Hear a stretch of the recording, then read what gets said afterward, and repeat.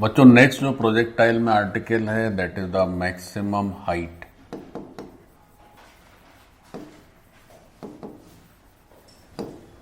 Of projectile.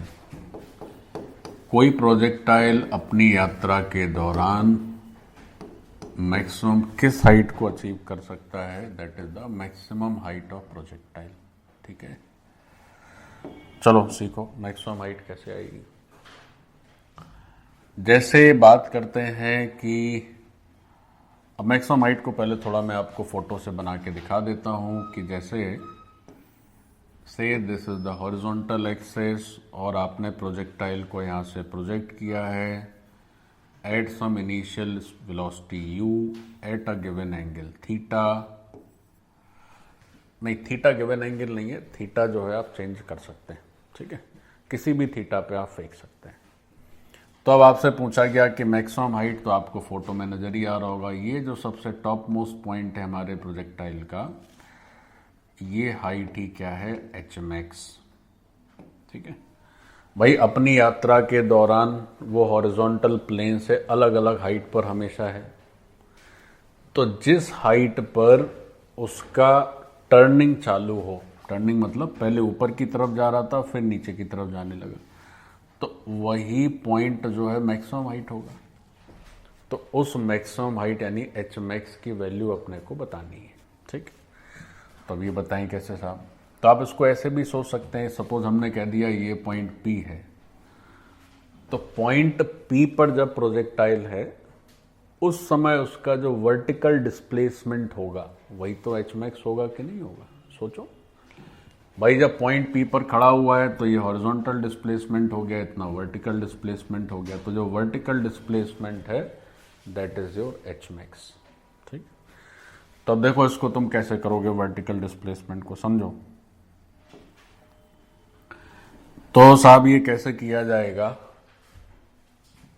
तो पहले तो अच्छा ये लिख लो, इसका मतलब क्या है कि जो एच मैक्स है that is what, that is the vertical displacement, that is vertical displacement of projectile when it is at point P। H max क्या हो गया, प्रोजेक्टाइल का वर्टिकल डिस्प्लेसमेंट हो गया जब ये कहां पर बैठ मूव कर रहा है, पॉइंट P पर मूव कर रहा है। अच्छा एक बात और देखो, जैसे हमने कहा चलो इस पॉइंट को मान लेते हैं A और इसको मान लेते हैं बच्चों B। तो ये भी हमने सीख रखा है कि इसकी जो यात्रा है, अगर A से B तक की यात्रा देखें तो इसमें जो टाइम कंज्यूम हुआ से T1, तो T1 कितना हो जाता है, तो T1 हो जाता है u साइन थीटा बाई जी। और जो यात्रा इसकी, सॉरी A से B की यात्रा बोल दी मैंने, A से P की यात्रा, अगर इसकी A से P तक की यात्रा देखें यानी आधी जर्नी देखें तो टाइम ऑफ फ्लाइट का आधा टाइम खर्च होगा। और फिर अगर हम P से B तक चलें, इसकी जर्नी को देखें P से B तक, तो आधा टाइम ऑफ फ्लाइट यहां खर्च हो जाएगा, यानी यहां भी u साइन थीटा बाई जी। और जब आप दोनों टाइम को ऐड करोगे तो आपको मिलेगा 2u साइन थीटा बाई जी। तो A से P तक पहुंचने में आधा समय लगा और बाकी के आधे समय में वो P से B तक आया। अब आपको यही बताना है कि जब वो P पर था तो उसका हाइट कितना था इस प्लेन से या इस हॉरिजॉन्टल प्लेन से, ये सीखते हैं। तो देखो सीखते हैं। तो बच्चों वाई डायरेक्शन में अगर डिस्प्लेसमेंट के लिए फॉर्मूला देखोगे तो कैसे लिखोगे, you t plus half a t square, यानी यू ए एस सब वाई के अलाउ। तो ऐसे ही जब आप एक्स डायरेक्शन में लिखेंगे तो यू एक्स ए एक्स इस तरह से लिखना पड़ता है। तो एस का ये बेसिक फॉर्मूला हो गया you t plus half a t square. दो तरीके से कर सकते हैं, दोनों तरीके से हम आपको करके दिखाते हैं। देखो क्या होता है ना कि जैसे आप जब क्वेश्चन सॉल्व करेंगे तो आपको एक ही तरीके से करना है, लेकिन क्या है कि थोड़ा जब आप एनालाइज करें किसी चीज़ को तो थोड़ा सा अच्छे से करेंगे तो थोड़ा आपका दिमाग के जो तार हैं उनमें जो जंग लग जाता है तो वो जंग जो है खुल जाएगा। तो S is equal to u t plus half a t square हो गया, समझ लीजिए गौर से। अब ये हॉरिजॉन्टल डिस्प्लेसमेंट ही हो गया मैक्सिमम हाइट। अच्छा, यू वाई कितना होता है? तो आपने फेंका जब इस प्रोजेक्टाइल को तो उसका जो हॉरिजॉन्टल कंपोनेंट है वो है यू एक्स और जो वर्टिकल कंपोनेंट है वो है यू वाई। तो ये हम सब पहले से ही समझते हैं कि यू एक्स होता है साहब यू कॉस थीटा, और इसको भी हम समझते हैं कि यू वाई जो होता है वो क्या होता है यू साइन थीटा। ठीक, तो जब हम एच मैक्स की वैल्यू लेते हैं तो यहां से यू वाई की जगह लिखते हैं you sine theta into T plus half, और ए वाई तो कितना है माइनस जी इंटू टी स्क्वायर। अब यहाँ पे जो t है, अगर आप एच मैक्स ले रहे हैं तो आपको t की जगह बस क्या रिप्लेस कर देना है, u साइन थीटा बाई जी। तो एक बार यहाँ भी रिप्लेस करना पड़ेगा, एक बार यहाँ भी रिप्लेस करना पड़ेगा। तो जब आप t की जगह ये वैल्यू रिप्लेस करेंगे तो आपके पास जो रिजल्ट आएगा फॉर एच मैक्स वो आ जाएगा, कितना आ जाएगा, वो आ जाएगा you square sine square theta by 2g। तो ये हो गया आपका maximum height achieved by a projectile from the surface. ठीक, चलिए भाई, अब एक और तरीका है यहां तक पहुंचने का, वो क्या है देखो। वैसे कई सारे तरीके हैं, केवल एक यही तरीका नहीं है, और भी 2-3 तरीके से हम ये एच मैक्स कर सकते हैं। बट एक ऐसे ही जो इक्वेशन ऑफ मोशन है, इससे भी इसका एक और लॉजिक है प्रोजेक्ट यहाँ तक पहुँचने का, वो समझ लेते हैं। मोशन की इक्वेशन जो है उसको यूज करके एक और तरीके से जा सकते हैं। So let's do that. बच्चों समझो, जैसे एक इक्वेशन आप पढ़ते हैं v square equal to u square plus 2as, पढ़ते को नहीं पढ़ते हो?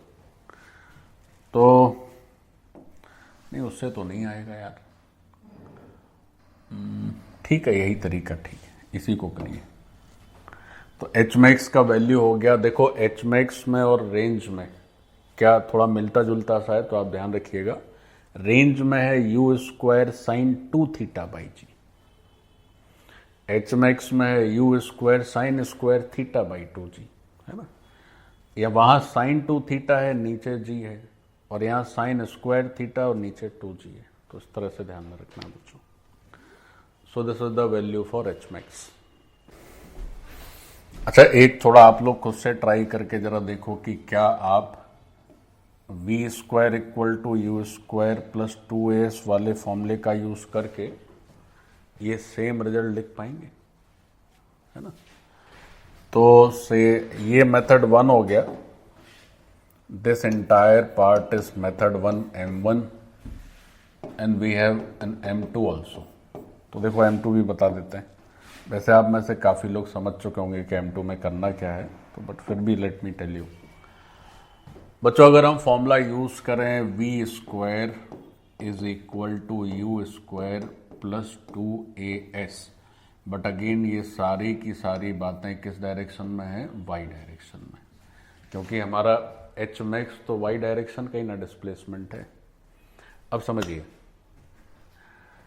अब जब हम यू वाई की बात करते हैं तो यू वाई तो साहब यू साइन थीटा है, और जब ए वाई की बात करते हैं तो वो माइनस जी है, ठीक है। और जब एस वाई की बात कर रहे हैं तो वो है एच मैक्स। अच्छा, ये वी बाई कितना है, ये है 0, है ना। यही तो समझना है।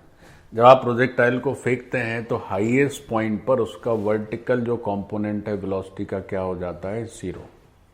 धीरे धीरे वर्टिकल कंपोनेंट छोटा होता जाएगा, कम होता जाएगा, फिर एक समय आएगा कि 0 हो जाएगा। फिर जो वर्टिकल वेलोसिटी है वो नीचे की तरफ हो जाती है। ऐसे ही तो होता है ना, पहले आप ऊपर फेंकते हैं तो वर्टिकल कंपोनेंट वेलोसिटी का कितना है, u साइन थीटा, तो वो u साइन थीटा धीरे धीरे कम होता जा रहा है, फिर इधर आके 0 हो गया, फिर वो नीचे की तरफ चला जाता है।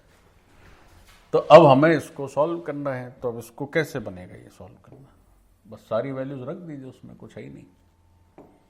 You replace all the values over here, तो वी वाई हो गया 0, यू वाई कितना है u साइन थीटा, तो उसका स्क्वायर कर दीजिए, प्लस 2ay, ay है माइनस g, और एस वाई है तुम्हारा एच मैक्स। तो जब तुम एच मैक्स की वैल्यू लिखते हो तो यहाँ उत्तर क्या लिखोगे, u square sine square theta by 2g। तो I think this is rather simpler than previous. पिछले वाले में क्या था कि आपको जो है टी की वैल्यू लिखनी है और फिर वो टी स्क्वायर है, तो वहाँ झंझट ज़्यादा है। इस तरह से तो फटाफट हो जाएगा, है ना। तो ये मेथड 2 ही बेहतर है मेरी समझ से एच मैक्स तक पहुंचने के लिए।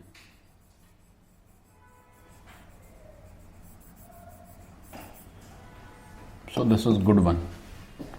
इसकी अपेक्षा यहां कोई टी की वैल्यू रखने का झंझट नहीं है ना।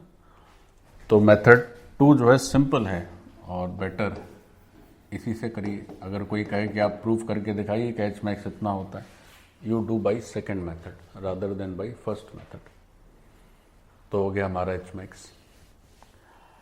अब प्रोजेक्टाइल के जो बेसिक स्टैंडर्ड हैं, एच मैक्स भी हो गया, रेंज भी हो गया, टाइम ऑफ फ्लाइट भी हो गया।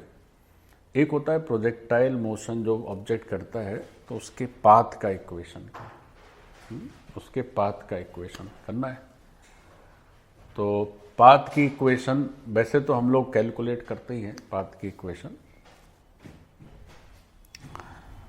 बट मैं देखना चाहता हूं कि आप में कोई अगर ऐसा धनुर्धर बैठा हुआ है जो बिना मोशन की इक्वेशन का प्रयोग करके अभी तक की जानकारी के बेसिस पर पाथ की इक्वेशन लिख दे।